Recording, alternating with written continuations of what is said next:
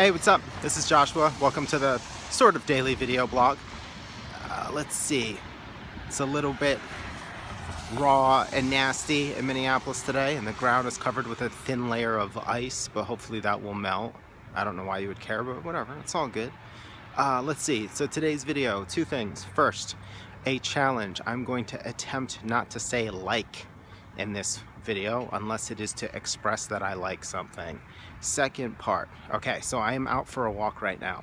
I go on a walk probably every day that I work, unless there is, honest to goodness, so much work and a deadline so harsh that it is going to be physically impossible to remove myself from my table for 15 to 20 minutes.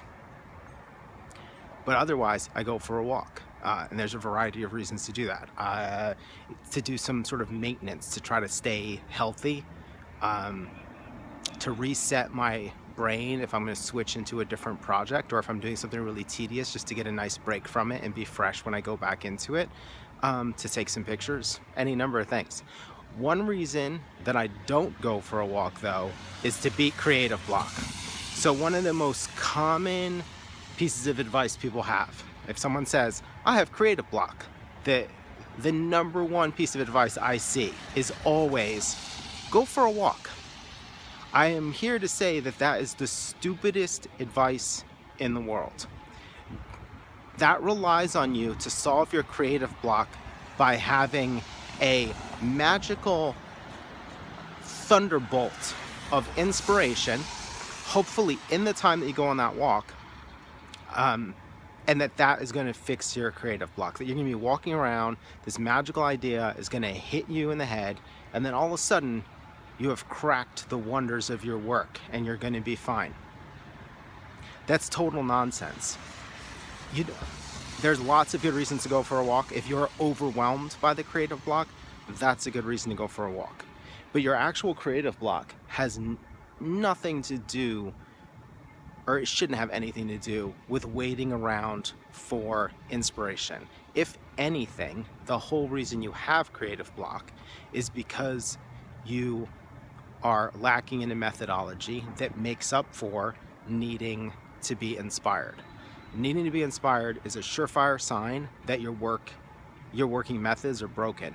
I would actually say that creative block is a symptom of a shitty process, and it has nothing to do with I don't know, anything else.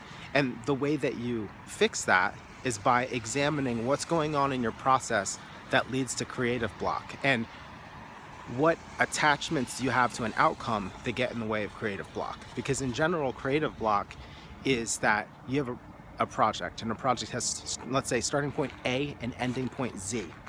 Creative block is almost always the problem of thinking you are at a different point on that trajectory than you really are. So if A is starting point and B is defining the project or the problem, and C is research, and D is ideation, very often you are at B or C, but you think that you're at D, and you don't have enough information to come up with good ideas. I'm sure that somewhere this sort of magical bolt of inspiration works for some people, but all I ever see is that